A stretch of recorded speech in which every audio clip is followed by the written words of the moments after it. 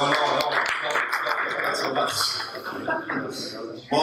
Morning, ladies and gentlemen. Muy buenos días acá en Buenos Aires, pero les prometo que vamos a ir en inglés. So for me, of course, it's a big pleasure and honor to be here in Buenos Aires, one of my home countries. So I'm at home, so it's good for me.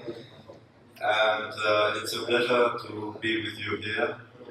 So today I'm Andreas Göbel, so it's a German name, I'm German. I'm the president of Atmea, which is a joint venture between Mitsubishi and Arriva. And this was created in 2007 at the time where Toshiba bought Hitachi. Toshiba bought Westinghouse, sorry, just to check if you are listening to me. And you see today, 10 years later, we see in the news that, of course, and this is very good for the nuclear business, that one of our not daily friends, but people working in nuclear with a long record in nuclear are suffering in the US, suffering in EPC, which is, of course, gives a bad sign for financing of big nuclear plants, because 6.3 billion losses for Toshiba is the hell.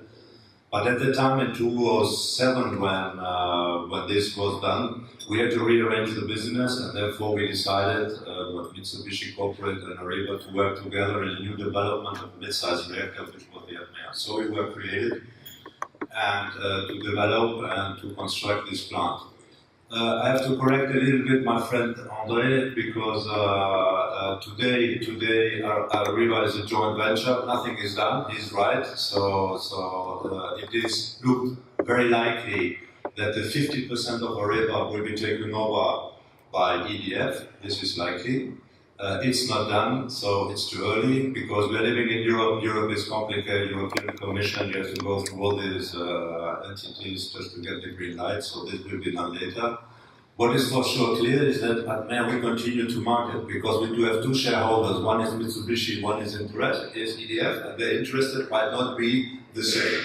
So this will not be an easy job, but we will see. The positive issue of this reorganization in France, and André said it's at least 51% of EDF that will take share in Arriva MP, can go up to 75%, because we are also asking other investors to participate. One of them, of course, is Mitsubishi, and Mitsubishi is ready to put 50% in. They would put more, but they are not allowed by the French government to put more than 50%. Just to secure Atmea, the common product between Arriva and Mitsubishi. There are also the Chinese partners, TGN, who is interested in also taking part in Arriva. This is also historically true. For 30 years, we have been constructing die-bending Gao together with TGN. EDF is participating in Taishan, and Hinkley Point, as André mentioned, also there is a 30% Chinese financing from CGN. So there is likely that they also enter in, but also with 15%. So I didn't want to say this, but I think this is good to clarify this situation. We're in a complete transition period. Transition periods are not simple, but also gives a lot of opportunities. For me, the main opportunity with EDF is that I have the biggest nuclear electricity company, utility on my side. We have 58 nuclear power plants in France, we have 15 in the UK. Having an operator with that experience is key. I'm a German, you know what happens to Germany with the phase out from one day to the other. It is clear that in France, in 60, 70 years, we will still have nuclear power plants running, because the energetic mix in France also was clearly said that nuclear will take part of it. We will reduce it from 75% to 50%, but also the demand will be higher. So we will be continued in nuclear, and this is very important to keep the feedback of experience and the knowledge over the time. So I see this time very interesting and very challenging. And as I said before, with the Toshiba Westinghouse, there might be again changes, and we are here with our partners that we are close to follow-up. In nuclear, I have to say, and then I will stop with the general issues, in nuclear we are all in the same boat. So if somebody of us has a problem, we all have the problem. That's why we are open to changing. Amaral said yesterday, also in Latin America, we have to change. Feedback of experience is important. We are here to be transparent. We talked about public acceptance, and this is key for our business. So coming back to my presentation, sorry for these few words, but I have chosen a presentation, not a marketing one, because I did that last year. So I wanted to focus on how Atmea One fulfills strategy against extreme external assets. I thought this is very important because nuclear is at high stake. And if the times allows me, I'm choosing this because a little bit shortly after the 6th anniversary of Fukushima Daiichi accident, which was a devastating tsunami. People in the press, and it was said yesterday also, always talk about the nuclear accident, but it was the tsunami, the extreme external assets beyond design, that causes this finally. If I have some time, I will also, if you allow me, give some more highlights on marketing perspectives in Norway and Turkey. So coming to my presentation come back here. So main features very short, then the lessons learned from Fukushima, what is the approach for extreme external events, defense in depth, and compliance with the EIA requirements and conclusions. A few words about Atmea One. So the Atmea One is an evolutionary design. So it's a pressurized water reactor. It's a 3-loop plant with a rated power of 3,300 megawatt thermal, when then up in 1,150 to 1,200 megawatt electrical. The primary loop, the primary circuit, the main components are the same one, the proven design as in the existing PWRs. But to know that the River Mitsubishi total we have constructed worldwide 130 electric power plants. The core has 157 fuel assemblies. The reactor is designed for 60 years. Few words about the core and reliability. So we have from the beginning in the design the possibility to have 100% MOX, to use 100% MOX. Cycle of 12, 18, 24 months, so very flexible. Normally nuclear power plants are designed for base load, but in France having 58 nuclear power plants, we are used to make load follow. This becomes more and more necessity with the increase of renewables in our energetic mix. So this plant from the very beginning can make load follow. This is also very important. Another point is with the high efficiency of the steam generator, we have more than 7 MPa steam pressure, which leads to an efficiency in the core of 37%, which is unique, very high. It means that I can get 10% more out of the core. And this means also, with the same core, this means also that I produce 10% less waste. And waste in nuclear is also an issue. I will not enter here in the safety system within diversity points because we will come back to this. INC is a full digital INC. Today we have finalized the detailed design and we are concentrating on the first of the kind, which is the construction in Turkey. Let me come now to the lessons learned from the Fukushima accident. What is the first lesson learned is that safety is a never-ending target. So to learn on safety, invest in safety in nuclear is key. And for this, you need the most feedback of improvement. To gain more safety, you have to have a clear defense in depth concept. You have to invest in redundancy, you have to invest in diversity and segregation. This is key to enhance, to increase your safety. And I would like to come to this multiple layer point here, which shows the diversified and independent systems. And all of this, in each level, they have to be completely independent. This point for me is very important because this structure, the safety concept of a reactor, that has to be followed. And I would like to come to the operational system, is there where you apply the lessons learned of your 130 nuclear power plants constructed in our case, but also the lessons learned coming back from all the operators, how to handle the nuclear power plant safe in operation. The main line of defense, the safety systems, are clearly identified through redundant systems, safety systems that are redundant and completely physically separated.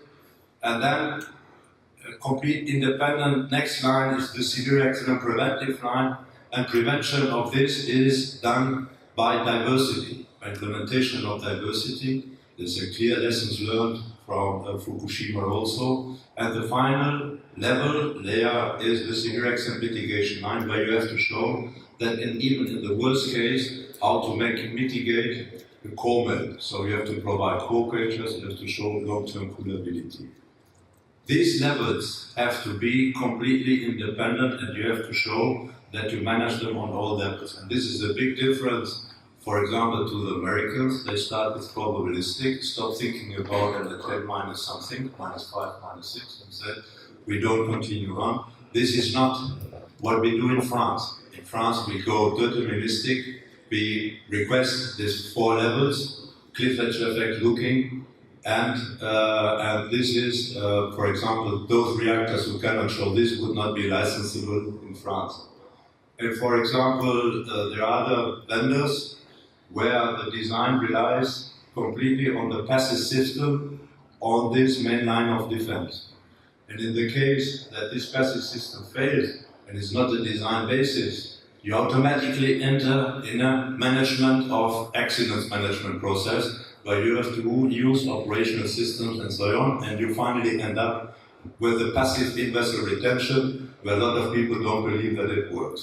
So this for me is very important because this shows the level of safety that we have to apply upon.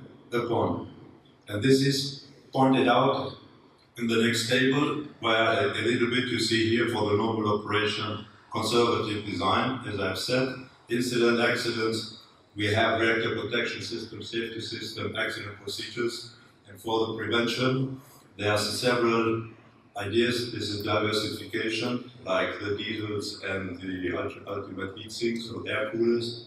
But very important is shielding and segregation to cope with those accidents.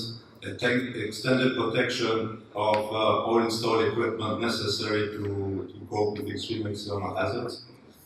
These are the points, and of course, then mitigation, the last few minutes, where you have to show that, that even though a severe accident is practically eliminated, that you master and measure these means. So what are the lessons learned from Fukushima accident? The first lessons learned is you have to be prepared for the unexpected. So it was completely unexpected. So the Fukushima hazard was stronger than expected, and the impact touches a wider area of range than ever foreseen in the design conditions. And it also revealed that the Fukushima design had weak points. And how we, Atmea 1, have responded to this. We have responded to this in our design, and this was far beyond, as I said, 2007 before Fukushima accident, in our conceptual design, by a robust defense and death with more diversity. So this, we were forced by the French Safety Authority, and we have here representatives on IRSM. We did this with them, a clear different defense and death concept.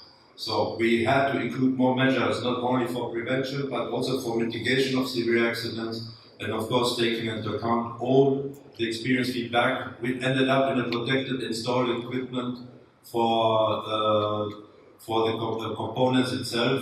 But what is also important is, and Barbara mentioned it yesterday, in the case of an earthquake, and Chile is a country where this happens likely, we are the worst one there, is that you have to go in an island mode with your reactor, because everything what is around might be destroyed. The roads, the access ways, the lines, everything is gone. So you have to show that you have a certain autonomy to survive this kind of events. So you have to go back to an island mode where you can show that you can survive for days in the situation, and you master the situation is ongoing. So what happens in the kind of this beyond design external events is, for the operator, not so much. The operator handles this as like a station blackout. So everything is out and he goes in island mode. And all the actions performed are done through the main control room or the safeguard building, which are protected by design against external event. And the most important is, for us, the short-term mitigation to reach safe shutdown state in a very few hours, within 2 hours. And this is something where in the 90s, when we were working with the German and the French on EPR, we had a long-lasting discussions with the safety authorities in France and Germany. because it was very modern at the time to talk about walk-away reactors, passive reactors, and so on. And clearly the civil authorities, when discussing also with operators, we opted to say for a mix between active and passive, but for the reactor shutdown to be as fast as possible in the safe shutdown conditions. If you run with a passive reactor, you need the driving force, so you remain for days with pressure and temperature in the reactor, because the passive system works only with those driving forces. So we clearly said in France, even it was very modern at the time to go to completely safe, passive, and so on, this nice words, we said, go is with the car, brake and stop, and then look. So go to the safe shutdown station as fast as possible. Midterm mitigation, and keep this for at least 7 days. I come back to the island, 7 days, you have to show up that you are autonomous, and you should be there in this green field with the use of your installed equipment inside. Only afterwards you can look for mobile equipment and so on. So this was very important for us when determined. We have taken this into account for the EPRs and for the Atmea as a basis after long-lasting discussions. So we have to consider, of course, all plant and both reactors spend full load conditions, so they are full power states. It's a little bit technical, sorry, but I will go fast over it. So receive heat removal by steam generator, emergent feed water system, and by reactor heat removal system. And if the reactor is shut down, of course, you have to remove the heat by the main heat steam isolation. So, and you have to depressurize before you can, and you have to inject water in the primary circuit. Spent fuel in the Atmea, we have 2 separate independent trains, and we have a backup system on the next train also to secure the coolability of the fuel. The defense in depth approach, ABC, is very important for A, build a robust design, external hazard protection. This helps you also for malevolent events, terrorist attacks and so on. So, which means that you need high structural resistance. You have to show that any impact from outside the plant resists, especially where the safety systems are. This is, of course, airplane crash, explosion, steam explosion waves, and so on. Dry side concept. So you have to protect those, what you have to protect with leak-tight doors, put the electrical INC on the upper floors that they cannot be flooded. And of course, what is key is physical separation. So this is redundancy, physical separation to cope with a single failure, physical separation, not to have the flooding in one safety train that detoured the second safety train. Prevention of core melt. This is mainly gathered through independence and diversity of critical components. This is something where we are different from the generation 2 to the generation 3 plus because we invested in diversity. And of course, extended protection. This is also what we want, and this is key for public acceptance, is we want to have the containment leak type. This is one. We want to design the plant for something that can never happen. And you can talk about 10-6, 10-7. We have had Chernobyl, we have had Fukushima, so a core melt can happen. So in France, we have 58 plants, so everybody of us has a nuclear power plant in the vicinity, in the backyard. So we want, and we said for generation 3 plus, we have to practically eliminate large releases. We want to keep the corium inside the containment. Containment integrity is key, long-term coolability. We don't want to remove people in the vicinity of the nuclear power plant. So there's no need to put people, to take people out of the vicinity of the nuclear power plant. And this is key for public acceptance also. So the protection against external hazards. So this is seismic, so robustness, earthquake and flooding. So here we learned a lot, of course, from our Japanese colleagues. They were the champions because they have seismic nearly every day. So symmetric, safety-related building on a large raft. So for the stability and for tilting, thickening of outer wall, just also to twisting of the plant. So this has shown that the Atmea 1 is the box in the box and very resistant for seismic. We have went through an extensive review by the EIA for Turkey, because in Turkey we are dealing with 0.545 Gs. You know that in Europe normally we design for 0.3 G. We never have 0.3 G, but this is the design based on 0.3 G. In Turkey we have designed 0.45 Gs. So we showed that the plant can resist these high accelerations without putting them on springs, because there is even a solution to isolate, to put them on isolator. So this is possible. So this indicates that it is a real box-in-the-box design. Then, of course, as you see on the picture, you have to see for flooding, and this is what happens in the tsunami. So you have to take care of that, that the levels are in the right position, that you cannot flood it. Yesterday we mentioned in a teacher that we put also the pumping stations at the river, and we put it on the plateau, so this was taken into account. This also has to be taken into account here. The lower floors where the mechanical, safety mechanical systems have to be house leak type doors. Water structures, IFC and diesels are located that way that they cannot be harmed by such a wave. So protection against external hazard is, of course, reduce the probability of a severe accident with core melt. So we did it between generation 2 and generation 3 by a factor of 10, so we are very low, but it is not sufficient. This we have done through redundancy to cope with a single failure, diversity with the common cause failure, and segregation. So you will see here that we have generation 2 would have only an AUP train, so 2 times 100% safety systems. We have added a third one, so 300% safety systems for cooling and power supply. But we have added an X-train for diversity. X-train for diversity helps us to cope with these extreme hazards. So with the turbine and of course with the second cell cooler. But it also helps us with the on-power maintenance of our safety trains, because then we can book this on the X-train.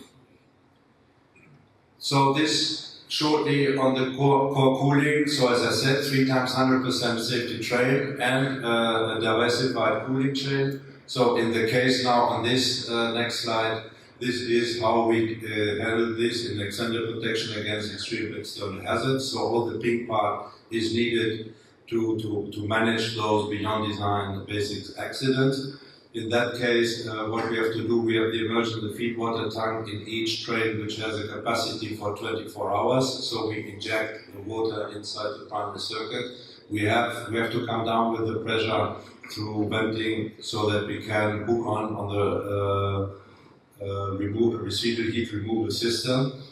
And then, of course, can use the ultimate heat sink 2 and the diesels, which are designed for 7 days. So this is designed for 7 days. They might be, depending on the site, be enlarged to 30 days. But we think that 7 days island handling is by far sufficient. The same is for the fuel pool cooling. We have a two train system as a main line of defense. We have a diversified cooling chain for the hook on the ultimate heat sink. And in case of extreme external hazard, in case that we lose the emergency power supply by the diesels and the sea or river, the ultimate heat sink one, we can use the fuel cooling system. We can, if these are lost, we can go through the diversified one, and even though in that case there is a possibility to feed the food with the diversified water pools coming for the emergency feed water system or for the internal refueling water storage tank, so we could keep the food covered with water. Those pumps are hooked on the diversified AC generator, and then we would have to allow controlled steam and release over the time. So you see there are different possibilities to handle those accidents. Severe accidents, in the worst case that a severe accident happens, what do you have to do? You have, of course, to keep main control room habitability, so you have to provide special batteries to keep the people on the main control room. You have anyhow to avoid high pressure bath, so dedicated depressurization system, that is the person who have a high pressure injection that could harm your containment. Of course, spread corium preventive basement degradation. We have foreseen ex-vessel retention device. We do this together with Rosatom. I think from the vendor side, Arriva, Rosatom are the ones that are, we are convinced, by the way, I'm talking for Sergei, but that above 600 megawatt electric in vessel retention is difficult to demonstrate. It's physically not possible.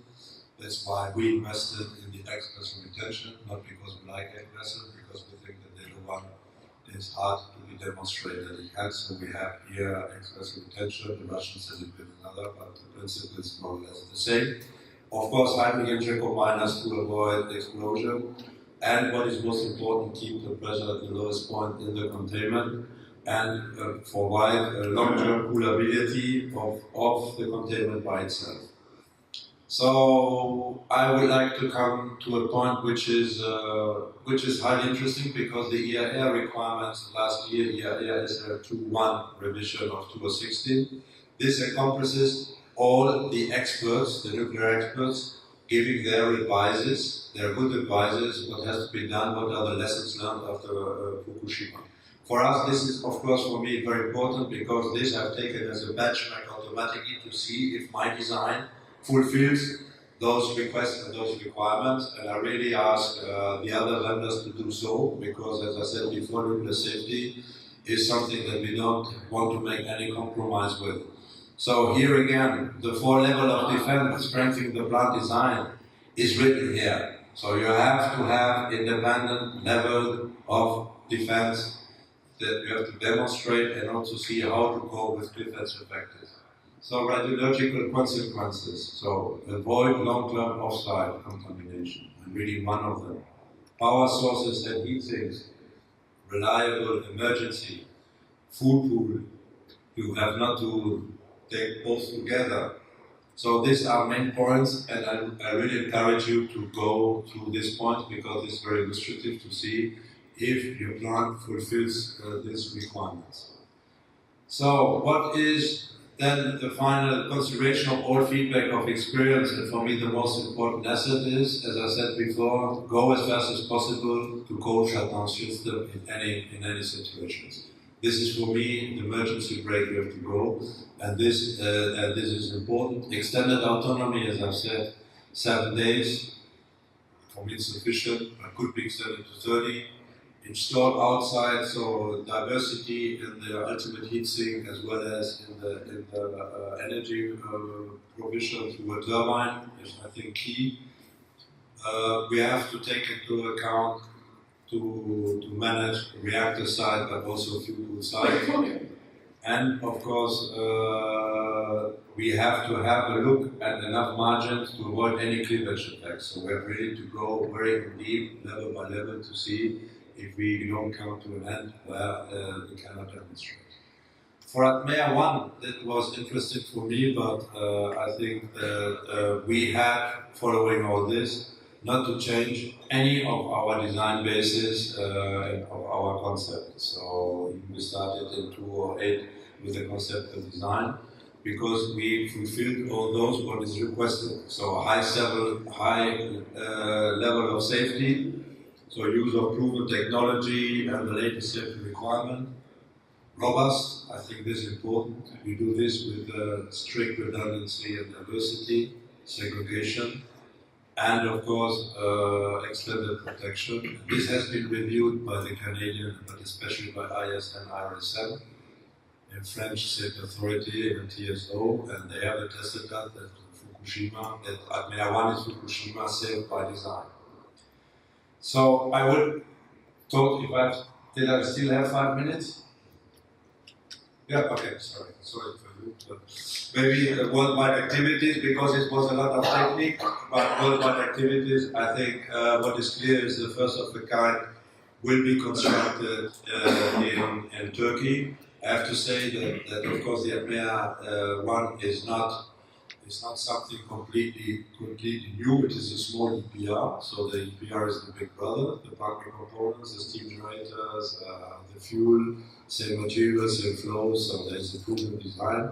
But the first one will be constructed in Turkey. I will come to this. We were also very active in Vietnam. We know that in Vietnam also Rosatom, 11 was the icebreaker for me. I always call it, my friends are the icebreakers, because they were the first one to go. And we were still with Westinghouse and Atmea fighting for the second one, which was also in the government agreement between Japan and Vietnam. But the new Vietnamese government decided to freeze, not to cancel, to freeze, to put it on hold due to budget issues, because they did this for all big projects, so they put it on hold. It's a little bit pity, because most of us, we spent a lot of time in Vietnam also to do human resource development, to work with all the entities, to tell them what does it mean to work on nuclear. So we don't give up, but it is at least for 5 years a little bit on hold, put in the freeze. I put here Japan because, of course, Japan is one of my shareholders, and the decision of Japan to do intergovernmental agreement with Turkey was because they knew that after Fukushima they will not start immediately new constructions in Japan. Today in Japan we have 5 plants which got a green light to be back online. There are only 3 of them online, because 2 there's still a perfect 2. There's one of the local authorities opposing. There will be put 4 more this year on the grid, so they will end up finally again in 20% of what they had before. And they have also green line for 5 others, but there is still extensive modernization work to be done because they are old plants, and this will take at least 3 years to put them back on it. So we are starting discussion with the Japanese utilities, just also to give them, that is the safety of the Generation 3 Plus, and we are discussing with them, and we hope that Atmea 1 will be their preferred project also for a new build to come one day. We put in Malaysia, and we have been there not alone. We have been there with Osama last week in Malaysia, sharing our booth. This is a country which is a peninsula, so they are thinking about to go for nuclear again. They were ready to go, but then after Fukushima they stopped. And the most difficult point for them is public acceptance. So also here with EDF, and we have even a game of public acceptance that we play once in Brazil. So it's very important, very early stage to go. And we had from Javier yesterday the presentation to the main stakeholders, which might sometimes be stupid stakeholders, but very important to get them on board and to be pushing here. So today Malaysia, I think it will come, but we are waiting again for the next government to make this happen. So I think we should be prepared for next year to be there more present for those we are in the vendor business. Czech Republic, they have launched well in advance request for information. It was a consultation. This was mainly due to the fact that Temelin and Dukovany will be out in 1335. This is actually a Russian plant. Of course, Russia is one of the key vendors that have been there, but we have been all of us, so Westinghouse, CNC, we've been also there with the Koreans. We did a very good performance. And from France, we were 2 vendors, EDF with EPR and Atmea with Atmea. Just to tell you the difficulty transition period we are going through.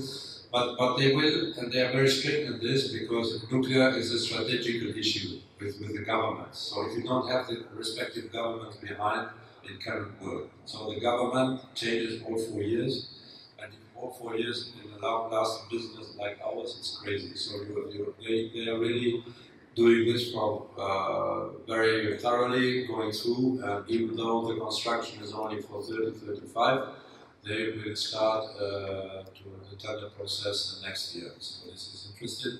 Brazil, I think my friend Amaral has said everything. So first is Angra 3. First Angra 3. So help us to do Angra 3. And then we will discuss about new builds. So this is a clear point. And in Argentina today, you know that they're going for a CANDU. And then negotiation with CNC, but we might hear a little bit more later on. So this is more or less perspective. I promise short about CNOP. So 4 units. We are today in a feasibility study that will end of March next year, so 1 year more. Feasibility study has 2 main objectives. First objective is to make the site evaluation, so we need the site data, so we're doing preparation, marine checking and so on. And the second one is of course the viability, so the financial year of the power plant. Turkey is not an easy country. You see that from the Russian side, they have been enemies, now they like each other again, so this is very good. Akuyu is restarting again, that is very important. And we hope also to get a green line for Sino. So you see that sometimes in the world in the nuclear, we as a river have been suffering in Finland. Now NKV Russians are suffering in Finland. So sometimes it's good also as better to sit together and share lessons learned, not only on the rating of the plant, but also to do.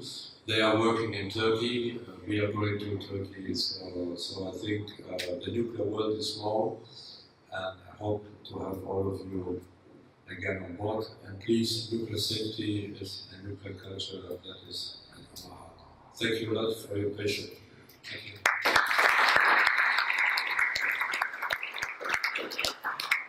Thank you very much. Anyone have a question? So I think we should be prepared for next year to be there more present for those we are in the vendor business. Czech Republic, they have launched well in advance request for information. It was a consultation.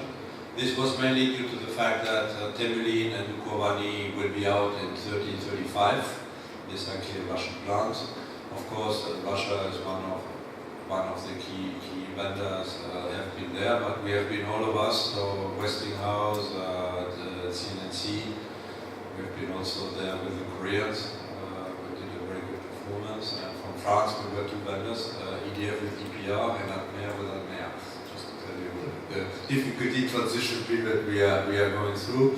But they will, and they are very strict in this, because nuclear is a strategical issue with the governments. So if you don't have the respective governments behind, it cannot work. So the government changes all 4 years, and if all 4 years in a long-lasting business like ours, it's crazy. So they are really doing this from very thoroughly, going through, and even though the construction is only for 30-35, they will start to the tender process the next year. So this is interesting. Brazil, I think my friend Amaral has said everything. So first is Angra 3. First Angra 3. So help us to do Angra 3. And then we will discuss about new bids. So this is a clear point. And in Argentina today, you know that they are going for a can-do. And then negotiation with CNNC, but we might hear a little bit more later on. So this is more or less perspective. I promise short about Sino. So 4 units. We are today in a feasibility study that will end of March next year, so 1 year more. Feasibility study has 2 main objectives. First objective is to make the site evaluation, so we need the site data, so we're doing preparation, marine checking and so on. And the second one is of course the viability, so the financial year of the power plant. Turkey is not an easy country. You see that from the Russian side, they have been enemies, now they like each other again, so this is very good. Akuyu is restarting again, that is very important. And we hope also to get a green line for Sino. So you see that sometimes in the world in the nuclear, we as a river have been suffering in Finland. Now NKV Russians are suffering in Finland. So sometimes it's good also as better to sit together and share lessons learned, not only on the rating of the plant, but also to do. They are working in Turkey, we are going to Turkey, so I think the nuclear world is small, and I hope to have all of you again on board. And please, nuclear safety is a nuclear culture that is in our heart. Thank you a lot for your patience. Thank you.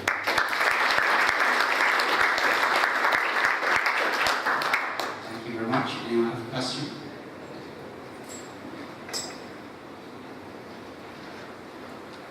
So, between Arriva Arriva and Mitsubishi, the division of responsibility. Can you share with us? Yeah. So yeah, okay, of course. This was a clear joint venture 50-50. So there is no sharing of responsibility. So we created this company Atmea, where engineers from Arriva and engineers from Mitsubishi took part to make the concept. So I cannot say the reactor, the NSSS is Arriva, the BNI is Mitsubishi. That's not true. So what we did is a real joint venture where we put all our knowledge, all our feedback of experience on the table to create something together. And you see, for example, in the Atmea, I have a passive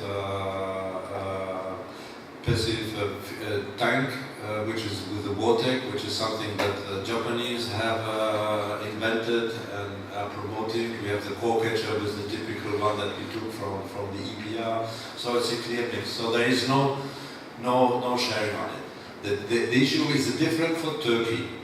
Because in Turkey, you know that the Turkish project is 51% is an IPP project, so 51% non-Turks, 49% Turkish electricity company, and there Mitsubishi is being the lead on the IPP side, but is also on the lead on the EPC side, but because it's the first of the kind. And Arriva today does not share the risk after Kyoto of a first of the kind, and they are a little bit behind. But from the technical point of view, it was a 50-50 concept. It's not say I take your system or my system. What we are doing today for the Turkish project, we have of course a scope allocation. So we know more or less where the components are coming from, but the main idea of the joint venture was that the final end might be more Japanese driven, like Turkey, might be more French driven, like maybe Czech Republic, but at the end it should be a 50-50 balance of scope. So it might be a little bit more Japanese than Turkey, but then the next one, Brazil would have been more German-sized tendency, more French, more Riemann, for example. Is there any intentions of licensing design in the US? Licensing design. If we did not license this in the US? No, but I'm saying if you're going to be seeking DCD from the NRC to license No, design. You go to 1, 2, 3. You no problem. We are not Koreans. So we're completely free. Yeah, we have no bond to any agreement with the US. Oh no, I'm saying, do you intend to submit your design to the NRC to build future projects with the US? No. Yeah, okay. No, this is clearly no, I have to say, because the US make America greater, especially in the last days. This is clear, it's painfully expensive. Right. It is very expensive. We tried this with the EPR. If you don't have a concrete contract, if you don't have a utility who is pushing you to construct, Mitsubishi with the APWR as well as EPR, we stopped the licensing because it's pain. It's very expensive, long-lasting issues, and if you have today with the policy of the US, since 2-3 years we know that the nuclear construction will not be continued because of the shale gas and so on. This is no way to go. So that's why Atmea we went to Canada. We would have liked to go to Mexico. They want always to eat enchiladas, but no, they wanted to have always American style, so it's not so good. I'm from America, no, Estados Unidos de México. Estados Unidos, no, sorry.